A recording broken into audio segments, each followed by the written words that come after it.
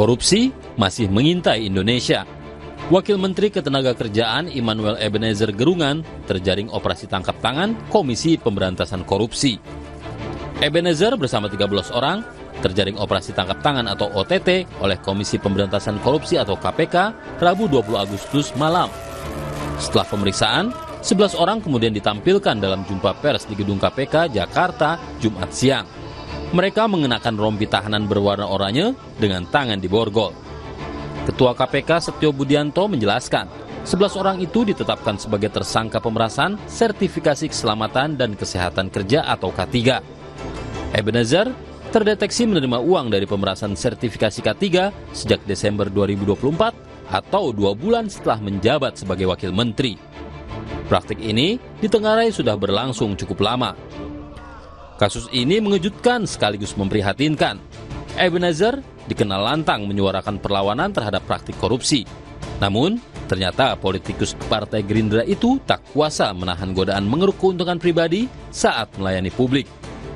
Pemerasan itu merugikan rakyat, terutama perusahaan dan pekerja yang mengurus sertifikasi K3. Ebenezer jadi anggota Kabinet Merah Putih pertama yang terjerat kasus korupsi. Dia juga menambah panjang daftar pejabat yang terjaring OTT KPK. Maret 2025, KPK melakukan OTT di Ogan Komering Ulu, Sumatera Selatan terkait suap proyek di Dinas Pekerjaan Umum. Juni 2025, tim penindakan komisi itu bergerak di Sumatera Utara dan menjerat pejabat di Satuan Kerja Penyelenggaraan Jalan Nasional. Semua itu menggambarkan praktik korupsi masih mengintai kita. Gaji cukup dan fasilitas banyak belum sepenuhnya menekan kerakusan sebagian pejabat publik. Fakta integritas yang ditandatangani pejabat bisa dilanggar. Celah kecil pun rentan dimanfaatkan untuk mengeruk keuntungan pribadi. Sejak dilantik 20 Oktober 2024, Presiden Prabowo Subianto berkali-kali menyatakan komitmen untuk memberantas korupsi dan mengingatkan para pejabat, termasuk anggota kabinet, untuk tidak korupsi. Aparat penegak hukum diminta tegas menindak tanpa ragu jika masih ada yang korupsi. Kita semua berharap komitmen ini diwujudkan dalam aksi nyata. Pemerintah dituntut serius mengembangkan tata kelola pemerintahan yang bersih. Pastikan tidak ada celah korupsi dalam penganggaran hingga realisasi program kerja. Perkuat sistem pengawasan yang menyeluruh oleh lembaga internal ataupun eksternal.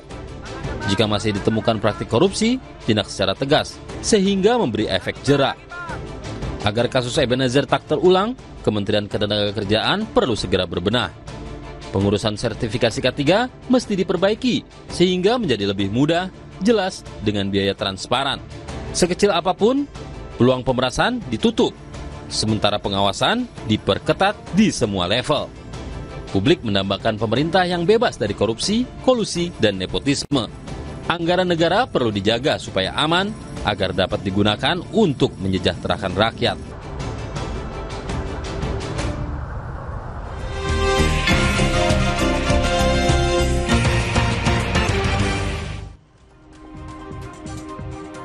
Saudara, kita buka halaman depan harian Kompas terbit pada Sabtu 23 Agustus 2025 dan Anda juga bisa membuka di halaman kompas.id ataupun juga koran.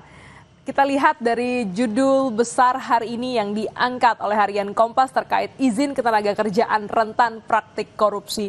Artikel ini juga dilengkapi dengan foto berita Wamenaker yang mengenakan rompi tahanan KPK.